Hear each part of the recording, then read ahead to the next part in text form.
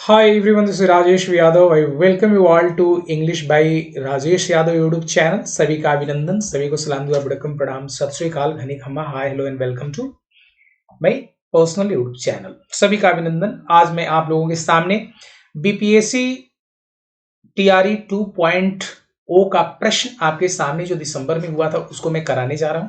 और यहां पर आप लोगों को यह ध्यान रखना है कि जितने भी प्रश्न आपके पूछे जाएंगे इसी बेसिस पर पूछे जाएंगे, इसलिए आप लोग अपने आप को प्रिपेयर करके रखिए। और जहां दिक्कत आती है please keep raising your question so that I could simplify each and every dimension before all of you. Getting? चलिए, तो हम आपके सामने आज जो बातें करने वाले हैं वो किसके लिए बात करेंगे? प्रीवियस क्वेश्चंस पेपर पर बात करेंगे जो आपके एग्जाम के लिए जो बीपीएससी टीआरई 3.0 के लिए बहुत ज्यादा इंपॉर्टेंट है। इससे आइडिया लग जाएगा कि आपके एग्जाम में किस तरह के प्रश्न पूछे जाते हैं। बाकी जिन लोगों ने एग्जाम दिया होगा उनको तो पता लग ही जाएगा। ठीक है, तो स्टार्ट कर दिया है सेशन को। चलिए स्टार्ट करते हैं और यहां पर जो भी डाउट होंगे उसको मैं आप लोगों के सामने सिस्टमैटिक तरीके से प्रेजेंट करता रहूंगा। तो नेक्स्ट क्वेश्चन आपके स्क्रीन पर, मैं पीछे आपके प्रीवियस क्वेश्चन ही कराया था, पीछे भी मैं प्रीवियस क्वेश्चन ही कराया था, तो उसको आप लोग देखेंगे और उसी तरीके से अपने आप को एक तरीके से गाइड करने का प्रयास करेंगे ताकि एग्जाम इस बार क्लियर हो जाए। ठीक है, चलिए प्रीवियस क्वेश्चन पेपर पर हम डील करेंगे जो आपका 6 to 8 वाला प्रश्न है। 9 to 10 भी मैं डील करूंगा और उसके बाद आपके सामने 11 to 12 वाले प्रश्न भी मैं डील करूंगा जो आपके एग्जाम में पूछा जा चुका है। और ये सारे प्रश्न आपके कौन से होंगे? बीपीएससी टीआरई, एक तो आपका 1.0 वाला होगा और दूसरा आपका 2.0 वाला, यानी सारे प्रश्न आपके सामने मैं कराऊंगा। ठीक है, तो यहां पर हम लोग देख लेते हैं next question. Fill in the blank with one of the following alternatives. आपके सामने सेंटेंस लिखा गया है the furniture in the house dot dot dot been replaced. एक चीज आप लोग क्लियर कर देना चाहूंगा, जहां कहीं पर भी सेंटेंस में बीन का प्रयोग किया गया हो, किसका प्रयोग किया गया हो, जिस किसी भी सेंटेंस में जब हम लोग बीन शब्द का प्रयोग करते हैं तो यहां आप बस इतना सा ध्यान रखिए कि बीन हम लोग 2-3 केसेस में ही कर सकते हैं।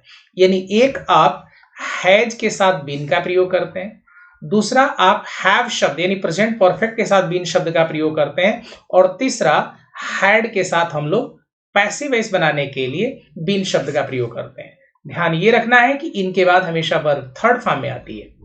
अब यहां पर फर्नीचर के बारे में बात कर रहे हैं कि जो घर में फर्नीचर है वह क्या है भाई, रिप्लेस किया गया है या किया जा चुका है, तो कुछ भी आप यूज कर सकते हैं। यहां पर बड़ी बात है कि फर्नीचर आपका सिंगुलर वर्ड है, आप हैव का प्रयोग नहीं कर सकते। ध्यान रखें, फर्नीचर जब सिंगुलर नाउन है तो सिंगुलर नाउन के साथ आप हैज का प्रयोग कर सकते हैं, सिंगुलर नाउन के साथ किसका प्रयोग कर सकते हैं, हैज का प्रयोग कर सकते हैं। टेंस आप पास्ट में भी बोल सकते हैं, प्रेजेंट में भी बोल सकते हैं। यानी ये बी और सी ये दोनों है, इसका मतलब एक से ज्यादा प्रश्न आपके यहां पर क्या है ना, एक से ज्यादा ऑप्शंस आपके यहां पर सुइटेबल है। इसलिए इसका जो आंसर आएगा वो D is the correct answer. कौन सा आंसर है भाई? D is the correct answer. आपके स्क्रीन पर ये आंसर है जिसको आप लोग देखेंगे और कहीं पर भी दिक्कत होता है तो आप लोग पूछ लेंगे। ठीक है, चलिए नेक्स्ट क्वेश्चन आप लोगों के स्क्रीन पर, और मैंने आपको बताया कि किस तरीके से क्वेश्चंस को हम लोग सही करते हैं, उसके पीछे ना लॉजिक क्या होता है, इसी पर हम लोगों को काम करना है। जैसे सेंटेंस लिखा गया find one word substitutes for the following expressions. कह रहे one who does not make a mistake, वह जो व्यक्ति गलती नहीं करता। ओ माय गॉड, इंटेलिजिबल के बारे में बात करते हैं, इनफॉलिबल के बारे में बातें करते हैं, फ्लॉलेस के बारे में बातें करते हैं, वह जो गलती नहीं करता। अब बड़ी बात है कि भाई कौन है जो गलती नहीं करता है इस धरातल पे? गलतियां तो सभी लोगों से हो जाती है, तो आपको यह ध्यान रखना है कि जो गलती नहीं करता है उसके लिए आप क्या यूज करेंगे। तो मैं आपको बताना चाहूंगा, जहां पर हम लोग बात करते हैं ना, जो व्यक्ति ना इंटेलिजेंट होता है प्रायः वो गलतियां नहीं करता है, हम लोगों को ऐसा हम लोगों का मानना है। Very good. इनफॉलिबल का मतलब होता है, जैसे फॉलिबल होता है, फॉलिबल का मतलब क्या? दोषपूर्ण। और इनफॉलिबल का मतलब क्या? जिसमें दोष ही ना हो, जिसमें यदि मान लीजिए दोष ही नहीं होगा तो उसको क्या बोलेंगे? इनफॉलिबल। किसके बारे में बात करेंगे भाई? इनफॉलिबल के बारे में बातें करेंगे। तो इनफॉलिबल का मतलब होता है अनफेलिंग बोल सकते हैं, फुल प्रूफ बोल सकते हैं, वाटर टाइट बोल सकते हैं, रिलायबल बोल सकते हैं। तो यहां पर आपका इनफॉलिबल हो सकता है। फ्लॉलेस जो होता है जिसमें कोई कमियां ना हो, उसके लिए भी हम लोग बोल सकते हैं, जिसमें कमियां ना हो। यानी एक से ज्यादा यहां पर आपके ऑप्शन जो हैं वह सही है। इसलिए आप यहां पर जो स्टेटमेंट आपके सामने यूज किया गया है इस पर आपको देखना है कि आप क्या करेंगे। जैसे one who does not make a mistake, वह जो गलती नहीं करता है, उसको हम लोग इंटेलिजिबल भी बोल सकते हैं कि वह इंटेलिजिबल है। इनफॉलिबल का मतलब होता है फॉल्टलेस, जिसमें कमियां ना हो ना, और ना जो दोषपूर्ण ना हो, दोष रहित हो, उसको हम लोग इनफॉलिबल बोलते हैं। फ्लॉलेस के बारे में बात कर सकते हैं, फॉल्टलेस के बारे में इसको हम लोग क्या बोल सकते हैं? फॉल्टलेस के बारे में बात कर सकते हैं, इनफॉलिबल। फ्लॉलेस होता है जिसमें फ्लॉ ही ना हो।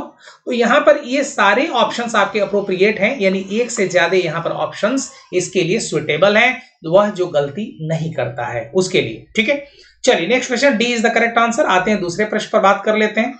और यहां पर मैंने आपको बताया कि इस तरीके से यहां पर जो आंसर होगा वह क्या होगा। देखिए, फाइंड वन वर्ड सब्स्टिट्यूट्स, आपको ध्यान रखना है इडियम्स एंड फ्रेजेस और वन वर्ड सब्स्टिट्यूशन से बहुत सारे क्वेश्चंस पूछे गए हैं पिछले जो आपके टीआरई जो एग्जाम हुआ है। तो आगे टीआरई 3.1 के लिए भी आप लोग तैयार रहेंगे, वहां पर वन वर्ड सब्स्टिट्यूशंस और इडियम्स एंड फ्रेजेस से बहुत सारे क्वेश्चंस आपको देखने को मिल सकते हैं। अ लिस्ट ऑफ बुक्स और आर्टिकल्स को डेमोगॉग बोलते हैं या मोनोलॉग बोलते हैं या कैटलॉग बोलते हैं। एक बात बता दूं, जहां पर हम लोग लिस्ट ऑफ बुक्स के बारे में बातें करते हैं, आप लोग बुक फेयर वगैरह गए हैं क्या कभी? बुक फेयर वगैरह जाते होंगे तो शायद आप लोगों को पता होगा, नहीं पता तो मैं आप लोगों को बताना चाहूंगा। वहां पर आपको कुछ किताबों के वो देखने को मिलते हैं, क्या बोलते हैं उसको? लिस्ट देखने को मिलते हैं। उसको हम लोग इंग्लिश में कैटलॉग बोलते हैं। क्या बोलते हैं उसको? कैटलॉग बोलते हैं। जब हम लोग डेमोगॉग के बारे में बात करते हैं, डेमोगॉग का मतलब होता है जो ना एक तरीके से ऑरेटर होता है ना, बहुत अच्छा बोलने वाला होता है, उसको हम लोग क्राउड प्लीजर भी बोल सकते हैं ना। क्राउड को, जैसे नरेंद्र मोदी आपके डेमोगॉग हैं, उनको ना फायर ब्रांड बोला जा सकता है ना, एजिटेटर बोला जा सकता है, मैनिपुलेटर बोला जा सकता है। अलग अलग तरीके से हम इसके बारे में बात कर सकते हैं। तो मैंने आपको क्या बताया भाई, जहां पर हम लोग डेमोगॉग के बारे में बातें करते हैं, तो डेमोगॉग के लिए यदि मैं आपके सामने आंसर रखना चाहूं तो हम लोग डेमोगॉग के लिए क्या क्या रख सकते हैं। तो डेमोगॉग के लिए आपके सामने मैं यहां पर ऑप्शंस दिखा देता हूं कि डेमोगॉग के लिए आप लोग क्या क्या रख सकते हैं। ठीक है, यहां पर आप लोग देख सकते हैं, डेमोगॉग के लिए हम लोग फायर ब्रांड बोल सकते हैं, एजिटेटर बोल सकते हैं। और मोनोलॉग जो वर्ड है इसके बारे में तो मेरे को लग रहा है कि मैक्सिमम लोग जानते हैं। जैसे हम लोग स्पीच जो देते हैं, प्रोलॉग, इपीलॉग भी बोल सकते हैं, ये सारे स्टेट सोलो बोल सकते हैं। तो यह आपका मोनोलॉग होता है। क्या होता है भाई? मोनोलॉग होता है। सोलिली कॉय भी बोल सकते हैं इसको इंग्लिश में। ऐसे में आप लोगों को बताना चाहूं कि जहां पर हम लोग मोनोलॉग के बारे में बातें करते हैं तो वह एक लॉन्ग स्पीच होता है, जहां पर एक्टर बोलता है प्ले में या मूवी में, उसको हम लोग मोनोलॉग बोलते हैं। यहां जहां पर पार्ट ऑफ थिएटेरिकल जो आपके या ब्रॉडकास्ट प्रोग्राम होते हैं, वहां पर आपको एक लॉन्ग स्पीच एक्टर के द्वारा बोला जाता है, उसको हम लोग मोनोलॉग बोलते हैं। क्या बोलते हैं भाई? मोनोलॉग बोलते हैं। तो यहां पर मैंने आपको बताया कि इसका जो आंसर आएगा वो आंसर इज दिस वन, क्योंकि जो लिस्ट बुक्स की होती है, आर्टिकल्स की होती है, उसको हम लोग कैटलॉग ही बोलते हैं। यहां पर मैंने आपको बताया डेमोगॉग का मतलब क्या होता है, ये मैंने आपके सामने बताया। यहां पर अ लॉन्ग स्पीच के बारे में बात करते हैं, किसके बारे में? A long speech by an orator, by an actor, movie में जब बोलता है तो उसको हम लोग मोनोलॉग बोलते हैं। क्लियर? यहां तक किसी को दिक्कत है? मेरे को लग रहा है कि यहां पर सारी चीजें आप लोगों को समझ में आ रही होगी। जहां पर मैंने क्राउड प्लीजर ना, टॉप थंबर बोलते हैं, ऑरेटर बोलते हैं, हैरेंगर बोलते हैं, मैनिपुलेटर बोलते हैं, एजिटेटर बोलते हैं, फायर ब्रांड बोल सकते हैं, अलग अलग शब्दों से इसको हम लोग जानते हैं। चलिए नेक्स्ट क्वेश्चन आपके स्क्रीन पर। तो सी इज द करेक्ट आंसर। दूसरा प्रश्न पर आते हैं और यहां पर हम आपके सामने फैक्ट्स एंड फिगर को रखते हैं। Choose the sentence which you consider to have the correct word order। एक बात बता दीजिए, यहां पर स्ट्रक्चर आपके सामने लिखा है और इसका करेक्ट वर्ड ऑर्डर लिखना है। आप लोगों को पता होना चाहिए कि all his friends are travelling with him, सारे फ्रेंड्स उसके साथ ट्रेवल कर रहे हैं। और all his friends with him travelling, ये सेंटेंस, या with him are all his friends travelling. एक बात बता दीजिए, आप प्रश्न पूछने के बारे में यदि बात करें तो आपको ध्यान रखना चाहिए कि प्रश्न पूछने के लिए all his friends travelling with him, ये बोल सकते हैं। यानी आपके सामने विद हिम जो लिखा गया है प्राय वो सेंटेंस के ट्रेवलिंग के बाद भी आ सकता है। तो यहां पर यदि मैं बातें करूं तो all his friends are travelling with him, structures पूछ रहा है आपके सामने कि इसका स्ट्रक्चर कौन सा होगा। तो मैं आपको बताना चाहूंगा कि जब कभी भी हम लोग करेक्ट ऑर्डर के बारे में बातें करते हैं, किसके बारे में बातें करते हैं, करेक्ट ऑर्डर के बारे में बातें करते हैं, तो इसका करेक्ट ऑर्डर आपका ये होना चाहिए था, all his friends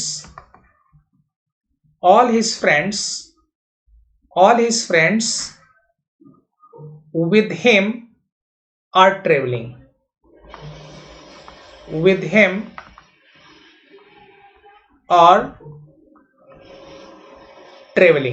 ये आप सेंटेंस लिख सकते हैं, इसका ये करेक्ट ऑर्डर होगा। या बड़ी बात ये है कि आप लोगों को एक चीज बता देना चाहूंगा, ये भी बोल सकते हैं आप सेंटेंसेस में, लेकिन बड़ी बात है कि यहां पर आपके तीनों सेंटेंसेस में प्रश्न पूछा गया है। तो यहां पर आपने प्रश्न तो पूछ नहीं रहे, प्रश्न आपने विद हिम से थोड़ी ना कोई सेंटेंस स्ट्रक्चर फ्रेम हो सकता है। यहां पर all his friends are travelling with him, ये भी स्ट्रक्चर सही है, लेकिन बड़ी बात है यहां पर क्वेश्चन मार्क लिखा गया। बात समझ रहे हैं? तो पंक्चुएशन आपको क्लैरिटी होना चाहिए। All his friends with him are travelling, ये भी लिख सकते हैं, या आप ये वाला वाक्य भी लिख सकते हैं, ये वाला वाक्य भी लिख सकते हैं, लेकिन फुल स्टॉप होना चाहिए। क्या होना चाहिए यहां पे? हम ऐसा भी लिख सकते हैं, all his friends are travelling with him, ये भी बोल सकते हैं, लेकिन लास्ट में आप ये ध्यान रखेंगे यहां फुल स्टॉप आएगा। और all his friends with him travelling, ये आपको एक्चुअली बेसिक जो आपके सामने फंडा है वो मैं आपको बता देना चाहूंगा। यहां पर आपके सामने ये विद हिम प्राय इसको हम लोग लास्ट में लिखते हैं, या सेंटेंस आपके सामने और all his friends travelling with him होना चाहिए। यहां पर आपको बताना चाहूंगा इसमें से कोई भी ऑप्शन सही नहीं है, यानी none of the above is correct by the way. ठीक है, चलिए नेक्स्ट क्वेश्चन आप लोगों के सामने। तो इस तरीके से आप लोग ध्यान रखेंगे, E is the correct answer over there. Next question पर आते हैं और यहां पर मैं आपको बताना चाहूंगा, fill in the blank with one of the following alternatives. He does not suffer from any ... element at all. He does not suffer from any passing या एनी अनस्टेबल या any chronic element at all के बारे में बात कर रहे हैं। एक बात बताइए, जहां पर भी आप इस तरह के स्टेटमेंट के बारे में बातें करते हैं तो जो आपकी बीमारियां होती है वहां पर वो प्राय क्रॉनिक होती हैं। क्रॉनिक का मतलब समझते हैं आप लोग? What do understand with the word chronic? Chronic के बारे में यदि बातें करते हैं तो क्रॉनिक डिजीज वह डिजीज होती है जहां पर लॉन्ग लास्टिंग होती है, कई बार ना उसमें आदमी बहुत ज्यादा परेशान होने लगता है, खास करके ऐसी बीमारी जहां पर बहुत समय तक रह जाती है, उसको हम लोग क्रॉनिक डिजीज बोलते हैं, क्रॉनिक एलिमेंट बोलते हैं। अ पर्सन हु इज ना constantly recurring in that particular disease, तो वहां पर हम लोग बोलते हैं क्रॉनिक। किसके बारे में बात करते हैं? क्रॉनिक मीन्स कांस्टेंट होता है, और यहां पर जो आंसर आपका होगा वह C is the correct answer. Unstable नहीं होता भाई। क्रॉनिक जो डिजीजेस के बारे में बातें करते हैं वह किसी भी ऐसा क्रॉनिक डिजीज से सफर नहीं कर रहा है, यानी परमानेंट डिजीज से कहीं पर भी वो सफर नहीं कर रहा है, ये बताना चाहिए। पासिंग कोई यहाँ पे एप्लीकेबल वर्ड है नहीं, सुइटेबल नहीं है, फिजिबल नहीं है। So C is the correct answer. Next question आपके स्क्रीन पर, यहां पर देखेंगे, हमने आपके सामने बताया, आंसर आप लोगों ने देख लिया होगा मेरे को लग रहा है कि find the correct meaning of freight. ये जो आपके सामने वर्ड यूज किया है from the given option, freight जो वर्ड है इसका मीनिंग क्या है? मैं क्लियर कर देना चाहूंगा, थिंक, कंफ्यूज या ओवरी या मोर देन वन के बारे में बातें करते हैं, या क्या होना चाहिए? Be quick and be fast. हम लोग बात कर रहे हैं फ्रेट वर्ड के बारे में। किसके बारे में? Meaning of the word freight. Freight के बारे में यदि बातें कर लिया जाए तो यहां पर हम लोग जो बातें करते हैं वह पता है क्या करते हैं, जहां पे बहुत ज्यादा परेशान व्यक्ति हो जाता है, बहुत ज्यादा एक तरीके से वेक्स हो जाए, फर्श के बारे में बात करते हैं, वरी हो जाए, एगोनाइज हो जाए, ट्रबल, बोदर, हैशल, तो ये सारे स्टेटमेंट हम लोग यहाँ पर बात करते हैं। गेटिंग में? ऐसे में इसका आप लोगों के सामने यदि मैं सिनोनिम रखना चाहूं, चूंकि सिनोनिम ही पूछ रहा है तो इसलिए मैं आपके सामने इसका सिनोनिम रख देता हूं, और ये आप लोगों के सामने इसका सिनोनिम है। ठीक है, यह इसका यहां पर मैं आपके सामने सिनोनिम रख देता हूं ताकि आप लोगों को यहां पर ध्यान रहेगा। वरी, फर्स, wax, agonise, trouble, bother, hustle, ये सभी के सभी जो वर्ड हैं वह क्या है भाई, वह आपका ना फ्रेट वर्ड का सिनोनिम है। Synonym of the word freight, worry, फर्स, ये सारे वर्ड्स। तो यहाँ पर ना सी इज द करेक्ट आंसर, क्योंकि ये आपके सामने सिनोनिम वरी, फर्स, wax, agonise, trouble, bother, hustle ना, ये सभी वर्ड आपके फ्रेट के क्या हैं, सिनोनिम है। चलिए नेक्स्ट क्वेश्चन आपके स्क्रीन पर आते हैं हम लोग दूसरे प्रश्न की ओर रुख करते हैं। Fill in the blank with an appropriate option from the choices given below. She dash an early dinner last night के बारे में बात कर रहे हैं। आप एक बात बताइए, have, has, had, इसमें से कौन सा वर्ड आएगा? अर्ली लास्ट नाइट के बारे में बातें कर रहे हैं। किसके बारे में बात कर रहे हैं? Last night. जनरल यहां पर एक कॉन्सेप्ट आपका काम करता है। अच्छा, सेंटेंस आपके सामने, सी इज द करेक्ट आंसर, यहां पर मैंने आपको दिखाया। दूसरा प्रश्न हमने आपके सामने रखा, कह रहे she dash an early dinner last night के बारे में बात। अर्ली डिनर लास्ट नाइट, पिछली रात को सबसे पहले डिनर कर चुका था। एक बात बताओ, लास्ट नाइट के केस में हम लोग बात करते हैं, जैसे मैं आप लोगों को आंसर बता दूं, हैज और हैव का प्रयोग हम लोग प्रेजेंट परफेक्ट में करते हैं। किसमें करते हैं? प्रेजेंट परफेक्ट में करते हैं, जहां पर वर्ब थर्ड फॉर्म में आती है, या प्रेजेंट सिंपल प्रेजेंट में भी कर सकते हैं। लेकिन यहां पर ये लास्ट नाइट जो शब्द है ना, ये पास्ट इंडेफिनिट में आता है। किसमें आता है? ये पास्ट इंडेफिनिट टेंसेस में इसका प्रयोग हम लोग करते हैं, पास्ट इंडेफिनिट में करते हैं। तो कम से कम ये दो वर्ड्स तो आएंगे नहीं। अब रही बात had, she had an early, यहां पर पोजीशन के बारे में बात करता है, यानी वह एक तरीके से जैसे बोलते हैं आई हैड अ कार, तो आप क्या बोलेंगे? Subject plus had plus other word लिख लेंगे। तो यहां पर आप सेंटेंसेज को फ्रेम कर सकते हैं।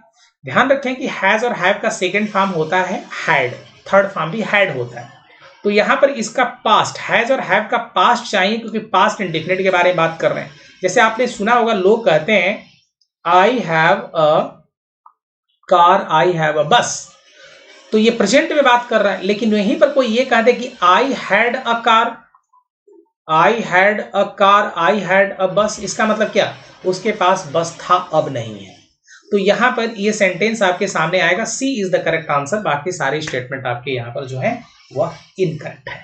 नेक्स्ट क्वेश्चन आपके स्क्रीन पर, सी इज द करेक्ट आंसर। दूसरा प्रश्न आपके स्क्रीन पर, choose the correct antonyms of the following word from the true. जो शब्द है इसका एंटोनिम, मेरे को लग रहा है कि अब इसका एंटोनिम, ट्रू शब्द का एंटोनिम भी आपको बताना पड़ेगा। क्या? डर्टी, फॉल्स या अनट्रू के बारे में बातें करते हैं। जो सत्य ना हो उसको हम लोग क्या बोलेंगे? अनट्रू बोलेंगे। जो गलत हो उसको भी हम लोग क्या बोल सकते हैं? जो ना सही ना हो ये भी बोल सकते हैं, ये भी आपका सही है। इसका मतलब जो आंसर आपके सामने आएगा, यहां देखेंगे बीपीएससी ने जो आंसर आप लोगों के सामने रखा हुआ है, आप लोग ध्यान रखेंगे कि बड़ी सावधानी पूर्वक ऑप्शंस देंगे, क्योंकि वहां पे more than one of the above के बारे में बात करता है और नन ऑफ द अबव के बारे में बातें करता है। तो जब कभी भी हम लोग इस तरह के सेंटेंसेज वहां पर रखते हैं, तो इसके लिए आप लोग तैयार रहेंगे। इसका मतलब जो इसका आंसर आएगा वह आपका क्या होगा? D is the correct answer. ठीक है, D is the correct answer. Next question आते हैं, दूसरा प्रश्न आपके स्क्रीन पर। हमने बताया choose the correct antonyms of the following words and slave word, जहां पे दास के बारे में बातें करते हैं, गुलाम के बारे में बात करते हैं। जो दास हो, गुलाम हो, उसके लिए क्या क्या यूज कर सकते हैं। मेरे को लग रहा है कि ये वर्ड जो आप लोगों के सामने यूज किया जा रहा है, इसके बारे में मैक्सिमम लोग जानते होंगे, और नहीं जानते तो मैं आपको बता देना चाहूंगा। स्ट्राइवर बोल सकते हैं, हार्ड वर्कर बोल सकते हैं, ब्रेक वंस बैक बोल सकते हैं, बकल डाउन बोल सकते हैं, नकल डाउन बोल सकते हैं। तो ये आपके इसके क्या है भाई ना, सिनोनिम हो सकते हैं। तो एंटोनिम के बारे में बात करते हैं, तो एंटोनिम इसका जो दास का एंटोनिम है, मेरे को लग रहा है कि नकल डाउन, बकल डाउन, ये कई तरह के वर्ड्स आप यूज कर सकते हैं। हार्ड ना, हार्ड वर्कर्स भी बोल सकते हैं, ये स्लेव का जो सिनोनिम होता है। तो इसको हम लोग नकल क्या बोल सकते हैं भाई? नकल डाउन भी बोल सकते हैं। इसको हम लोग बकल डाउन भी बोल सकते हैं, बकल डाउन भी बोल सकते हैं। इसको हम लोग क्या बोल सकते हैं भाई? स्लेव। इसी का जो अपोजिट वर्ड होगा वो क्या होगा? मास्टर होगा। मिस्टर तो वर्ड है नहीं, सर्वेंट बोल सकते हैं, सर्वेंट भी बोल सकते हैं, इसको सर्फ भी बोल सकते हैं, सर्फडम सिस्टम यहीं से आता है, सर्फ बोल सकते हैं, इसको सर्वेंट बोल सकते हैं। लेकिन सर्वेंट और थोड़ा सा स्लेव में अंतर है, सर्वेंट और स्लेव में अंतर है। सर्फडम सिस्टम शायद आप लोगों ने सुना होगा, सर्फडम सिस्टम क्या होता है। ठीक है, सुना है क्या? नकल एंड बकल डाउन, नकल एंड बकल डाउन। एक ना इसका मैं आप लोगों के सामने नकल और बकल का मैं आपको ये बता देता हूं कि जो नकल और बकल है एक्चुअली ये है क्या। ठीक है, स्ट्राइवर बोल सकते हैं, ये सारे इसके क्या है भाई, सिनोनिम। ये मैं आपको ना अलग अलग जगहों से ये आपके सामने स्ट्रक्चर्स लिख दिया हूं, ये आपका सिनोनिम वर्ड कहलाएगा। क्या कहलाएगा, ये सिनोनिम वर्ड कहलाएगा। इसका जो सिनोनिम है, जैसे break one's back, hard worker, या स्ट्राइवर, या बकल डाउन बोल सकते हैं, नकल डाउन बोल सकते हैं। अलग अलग जगहों पर ये सिनोनिम वर्ड्स यूज किया जाता है। आते हैं दूसरे डायमेंशन पर, A is the correct answer. Next question आपके स्क्रीन पर। ठीक है, तैयार हैं आप लोग, सभी लोग तैयार हैं? Are you all ready? Are you all ready? Mister word सुना है क्या? मिस्टर के बारे में बात कर रहे हैं। मिस्टर सुना है आप लोगों ने? मिस्टर क्या होता है? मिस्ट से मिस्टर। मिस्टर का मतलब होता है variant form of the mister, या मिसेस बोलते हैं हम लोग ना, जहां पर ह्यूमरसली और विद ऑफेंसिव एम्फेसिस कहते हैं मिस्टर XYZ। और डिवाइस के भी बारे में बात करते हैं, जैसे बोतल, वह भी मिस्टर बोलते हैं। With a nozzle for spraying mist of water, हाँ, जैसे कई बार स्प्रे करने के लिए बाल वगैरह कटिंग करते हैं तो नहीं स्प्रे करते हैं, उसको भी हम लोग कई बार मिस्टर बोल देते हैं। तो ये आपके सामने। नेक्स्ट क्वेश्चन आपके स्क्रीन पर। Choose the correct articles to fill in the blank. Children dislike dot dot dot anger of their parents. एक बात बता दो, एन आएगा, एंगर के बारे में बात कर, तो क्या एंगर को आप ना गिन सकते हैं? क्या एंगर को गिन सकते हैं? नहीं। एक कॉन्सेप्ट आपको बताता हूं, यहां पर शायद आप लोगों को एक कॉन्सेप्ट ध्यान रहेगा, तो हो सकता है कि इस प्रॉब्लम थोड़ा सा सहज हो जाए। ग्रामर का एक कॉन्सेप्ट है कि जहां पे दो नाउन के बारे में बात करते हैं। ये पेरेंट जो वर्ड है नाउन है, एंगर जो शब्द है ये भी नाउन है। ग्रामर का एक कॉन्सेप्ट है कि जब हम लोग दो नाउन के बीच में ऑफ प्रेपोजिशन लिखते हैं तो प्राइमरली हम लोग फर्स्ट नाउन के पहले द आर्टिकल का प्रयोग करते हैं। किसका प्रयोग करते हैं हम लोग? द आर्टिकल का प्रयोग करते हैं। तो चिल्ड्रन डिसलाइक द एंगर आएगा, एन एंगर का प्रयोग नहीं कर सकते क्योंकि एंगर गिना नहीं जा सकता। आ रही बात है ना? एंगर जो शब्द है वह गिना नहीं जाता कि 1 गुस्सा, 2 गुस्सा, 5 गुस्सा ना, तो 5 क्रोध, 10 क्रोध ऐसा नहीं हो सकता। इसलिए मैं आपको बताया कि B is the correct answer, बाकी सारे स्टेटमेंट इनकरेक्ट है। नेक्स्ट क्वेश्चन पर आते हैं। Choose the correct articles to fill in the blanks. Dash capital of India is New Delhi. अब आप एक बात बता दीजिए, फिर वही वाला कॉन्सेप्ट मैं आपको बताऊंगा। तो जब भी हम लोग ग्रामर के कॉन्सेप्ट पर आते हैं और बात करते हैं कि भाई क्या होना चाहिए, तो वह लॉजिक आप लोग जरूर ध्यान रख लेना जो मैंने अभी आपके सामने बताया था। जब हम लोग दो नाउन के बीच में ऑफ प्रेपोजिशन का प्रयोग करते हैं तो ये फर्स्ट नाउन के पहले हम लोग द आर्टिकल का ही प्रयोग करते हैं। कई बार आप लोगों ने सुना होगा the climate of India, the climate of India is good. तो यहां पर हम लोग क्लाइमेट नाउन है, इंडिया नाउन है, तो इस क्लाइमेट के पहले द आर्टिकल लिखा। तो यहां पर भी आप कैपिटल जो वर्ड है नाउन है, इंडिया जो शब्द है नाउन है, बीच में ऑफ है, क्या लिखेंगे आप? द के बारे में बातें करेंगे, यानी A is the correct answer. Next question आपके स्क्रीन पर। दूसरा प्रश्न को हम लोग जब देखते हैं तो यहां पर आप ध्यान रखें, choose the correct articles to fill in the blanks.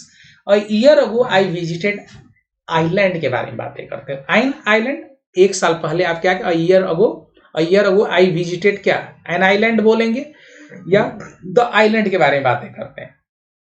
ध्यान रखेंगे आइलैंड जो शब्द है वहां पर आप ना विजिट के कॉन्टेक्स्ट में आप जब बोलते हैं तो विजिटेड टू XYZ हम लोग उस शब्द के पहले आर्टिकल एन का भी प्रयोग कर सकते हैं, क्योंकि उसका प्रोनाउंसिएशन जब आप देखते हैं तो वहां पर जो प्रोनाउंसिएशन है यहाँ पर इसका प्रोनाउंसिएशन आप एन भी लिख सकते हैं। एन आइलैंड, हो सकता है कि बहुत सारे आइलैंड होंगे, उसमें से किसी एक आइलैंड पर आप विजिट करने गए हैं, एन आइलैंड भी बोल सकते हैं इसको, एन आइलैंड।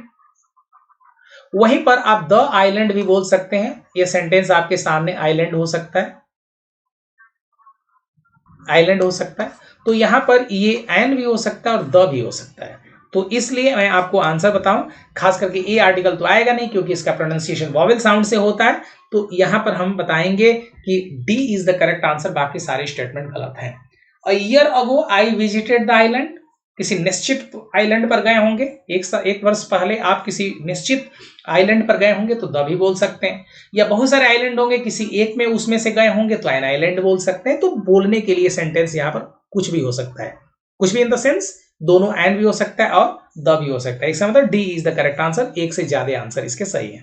आइए दूसरे, यस्टरडे पास्ट इंडेफिनिट के बारे में बात कर रहे हैं। I saw dot dot dot one eyed man, जिसके पहले भी ना हम लोगों को आर्टिकल लिखना होता है, सबसे पहले उसका उच्चारण देखते हैं कि वॉवेल से है कि कॉन्सोनेंट से है। जहां पर कॉन्सोनेंट साउंड और वॉवेल साउंड के बारे में बातें करते हैं तो वॉवेल साउंड के पहले हम लोग वॉवेल साउंड के पहले एन आर्टिकल और कॉन्सोनेंट साउंड के पहले हम लोग ए आर्टिकल का प्रयोग करते हैं। वॉवेल साउंड कैसे पहचानेंगे? किसी भी वर्ड को हिंदी में लिखते समय उसका पहला अक्षर अ से अंग के बीच में आता है तो वो वॉवेल साउंड होगा। वहीं पर कॉन्सोनेंट साउंड कैसे लिखेंगे भाई? किसी भी इंग्लिश के शब्द को हिंदी में लिखते समय उसका पहला अक्षर क से लेके ज्ञ के बीच में आता है, समझ लीजिए वह आपका कॉन्सोनेंट साउंड होगा और उसके पहले हम लोग ए आर्टिकल का प्रयोग करेंगे। यहां पर वन आइड मैन जो आपके ने लिखा हुआ है, वन आइड मैन, वन के पहले आर्टिकल लिखना है तो वन को आप हिंदी में लिखो और वह जो शब्द है ये आपका कहां पर आएगा? कखा गघा में, इसलिए यहां पर आप ए आर्टिकल का प्रयोग करेंगे, ये ज्यादा appropriate. I saw the yesterday I saw an one eyed man, क्या बोलेंगे भाई? एन वन आइड मैन के बारे में बातें करेंगे। लेकिन बड़ी बात है कि क्या आप द आर्टिकल का प्रयोग नहीं कर सकते? आप क्या द आर्टिकल का प्रयोग नहीं कर सकते?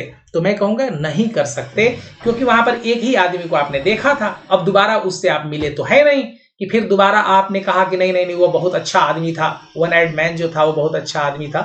तो आप ऐसा सेंटेंस, आपने कल कहा कि मैंने एक ऐसी चीज को देखा, बहुत सारे लोग होंगे उसमें से किसी एक वन आइड मैन को आपने देखा होगा, तो वह आपका अनिश्चित है।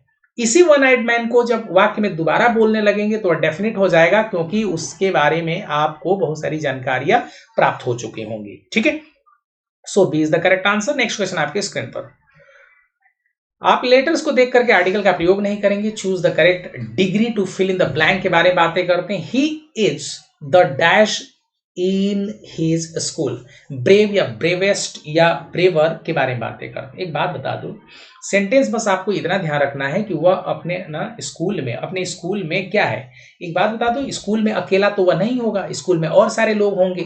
तो यहाँ पे ब्रेव का प्रयोग he is a brave boy लिख सकते हैं, ही इज ब्रेव लिख सकते हैं, ही इज ब्रेव लिख सकते हैं, वह ब्रेव है। लेकिन आपने कहा कि ब्रेवेस्ट लिखने के लिए वहां पर स्कूल में एक से ज्यादा लोग होंगे, इसलिए यहां पर जो आंसर आपके सामने, ब्रेवर कंपैरेटिव डिग्री का शब्द है, दो लोगों के लिए आता है तो इसमें दो लोग तो है नहीं, यहां पर स्कूल में एक से ज्यादा लोग होंगे। यहां पर ब्रेवेस्ट वर्ड का प्रयोग आप नहीं कर सकते, सॉरी ब्रेव वर्ड का प्रयोग नहीं कर सकते, क्योंकि स्कूल में एक ही बच्चा तो होगा नहीं। ब्रेव का प्रयोग हम लोग सिंगुलर के लिए करते हैं। किसके लिए करते हैं भाई? जहां पर एक तरीके से आपके सामने पॉजिटिव डिग्री का प्रयोग होता, पॉजिटिव डिग्री, और यहां पर आपका ये किसके लिए होता है? Superlative degree. तो स्कूल में एक से ज्यादा लड़के होंगे, उसमें से आप बोल रहे हैं कि ही इज द ना ब्रेवेस्ट, क्या बोल रहे हैं भाई? ही is the bravest in his school, ये सेंटेंस आएगा। ही इज ब्रेव बोलना है, ही इज ब्रेव बोलना है, बोल दीजिए। Ram is braver than Mohan लिख लीजिए। Ramesh is braver than Atul लिख लीजिए। तो यहां पर जो सेंटेंस आपके सामने लिखा गया, ब्रेवर जो शब्द है ये आपका कंपैरेटिव डिग्री का शब्द है, दो के लिए आता है। So B is the correct answer. मैंने आपको ये बताया B is the correct answer, क्योंकि स्कूल में एक से ज्यादा लोग होंगे। दूसरा प्रश्न आते हैं और यहां पर हम आपके सामने कहना चाहेंगे, he gave me everything I asked. Everything I asked about या आस्क फॉर, जिस चीज के लिए आप डिमांड किए होंगे उसके कॉन्टेक्स्ट में आप बातें कर रहे हैं, तो मुझे लग रहा है कि वह चीज जिसके बारे में आपने डिमांड किया है वह सारी चीजें आपको मिली हैं, तो उसमें से किसका प्रयोग करेंगे? देखिए, जहां पर हम लोग आस्क के बारे में बात करते हैं तो आस्क के साथ जब फॉर प्रेपोजिशन का प्रयोग होता है, इसका मतलब किसी वस्तु के बारे में आपने वहां पर ना एक तरीके से डिमांड किया है। क्या किया है? डिमांड किया है। तो आस्क फॉर का मतलब होता है डिमांड करना। क्या करना भाई? डिमांड करना। जिस चीज के लिए भी आपने कहा कि ही गेव मी, वो सब कुछ मुझे दिया जो भी मैंने डिमांड किया। तो यहां पर आने वाला जो स्टेटमेंट आपका आएगा वो फॉर प्रेपोजिशन, आस्क अबाउट नहीं, आस्क फॉर होता है। आस्क फॉर का मतलब होता है किसी भी चीज के लिए आप डिमांड करते हैं। क्या करते हैं? किसी भी चीज के लिए आप डिमांड करते हैं। B is the correct answer. Next question आपके स्क्रीन पर, यहां पर आप देखेंगे, ओह आंसर आपने देख लिया, she is deaf dot dot dot 1 year. अब एक बात बता दो आपको, ऐसे भी मैंने आपको बताया है जहां पर आप बात करते हैं she is deaf in 1 year, या she is deaf of 1 year, या she is deaf from 1 year. एक बात बता दीजिए, वो एक आंख से ना एक कान से बह रहा है, तो वहां पर हम लोग पता है किसका प्रयोग करते हैं, पता है किसका प्रयोग करते हैं। एक चीज डीफ के बारे में, ब्लाइंड के बारे में बातें कर लेता हूं, ये दो शब्द आपको ध्यान रखना है इसके बारे में, चाहे वो डीफ हो चाहे ब्लाइंड हो। डीफ के बारे में जब बात करते हैं तो इसके साथ इन प्रेपोजिशन का प्रयोग तब करेंगे जहां पर वह एक आंख से ना क्या हो, एक कान से बह रहा हो, तो वहां पर हम लोग वन ईयर के बारे में बातें करेंगे। जैसे आपने सुना होगा कि ब्लाइंड के साथ हम लोग इन प्रेपोजिशन का प्रयोग वहां पर करते हैं जहां पर कोई व्यक्ति एक आंख से अंधा हो, वन आई से अंधा हो, या लेफ्ट से अंधा हो, लेफ्ट से अंधा हो, लेफ्ट आई से अंधा हो, या राइट से हो, इस तरीके से सेंटेंस। उसी तरीके से आप भी यहां पर लेफ्ट या ना राइट बोल सकते हैं, लेकिन ध्यान रखें इनका प्रयोग हम लोग वन के केस में ही करते हैं। यहां पर डीफ इन वन ईयर आएगा, ए इज द करेक्ट आंसर। ठीक है, यदि मान लीजिए वहां पर कह रहा है कि वह दोनों से अंधा है, तो वहां पर डीफ ना विद का प्रयोग करेंगे। ब्लाइंड विद का मतलब, जैसे ब्लाइंड के साथ हम लोग विद का प्रयोग करते हैं तो यहां पर दोनों आंखों से अंधा होगा। उसी तरीके से जब हम लोग डीफ विद का प्रयोग करेंगे, इसका मतलब बहरा जो है वह व्यक्ति दोनों कानों से बहरा होगा। ठीक है, चलिए नेक्स्ट क्वेश्चन आपके सामने, ए इज द करेक्ट आंसर। दूसरा प्रश्न आपके स्क्रीन पर, हमने यहां पर आपके सामने दूसरा प्रश्न रखा, और दूसरा प्रश्न के लिए choose the correct. The students must assemble every morning dot dot dot time, at time, against time, on time. ध्यान रखेंगे स्टूडेंट जो हैं, विद्यार्थी जो हैं, असेंबल होते हैं प्रत्येक मॉर्निंग एक निश्चित समय पर के बारे में बात करेंगे, या कभी भी वह हो जाते हैं। ठीक है, देखिए दो कंडीशन। असेंबल, मान लीजिए आपने देखा होगा असेंबली जब होती है, स्टूडेंट्स की असेंबली, जैसे मान लीजिए प्रेयर के लिए, तो वह किसी निश्चित टाइम पर होती है। यदि वह 9:30 पर होती है तो डेली 9:30 पर ही होगी। 10 पर होगी तो वह आपके सामने डेली 10 पर ही होगी। और जहां कहीं पर भी हम लोग एग्जैक्ट टाइम के बारे में बातें करते हैं, दो शब्द होता है, एक होता है ऑन टाइम। ऑन टाइम का मतलब होता है एग्जैक्ट टाइम।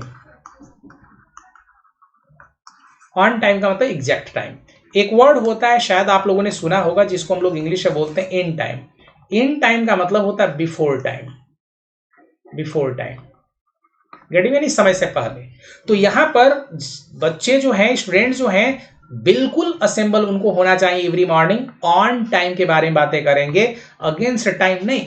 ऑन टाइम के बारे में बात नहीं कर सकते, वो सेंटेंस आपका गलत हो जाएगा, गेटिंग, गलत हो जाएगा। ठीक है,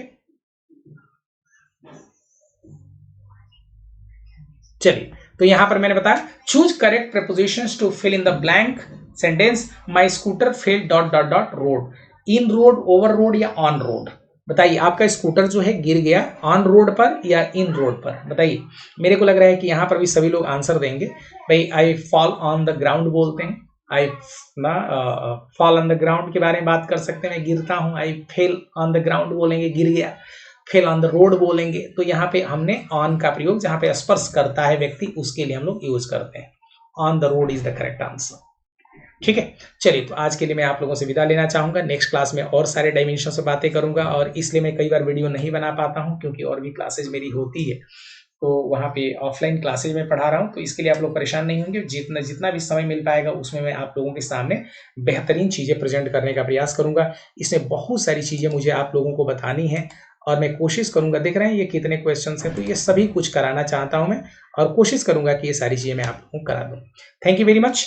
stay blessed, stay inspired with bubbling smile. This is Rajesh Yadav signing out the session. Bye bye, take care.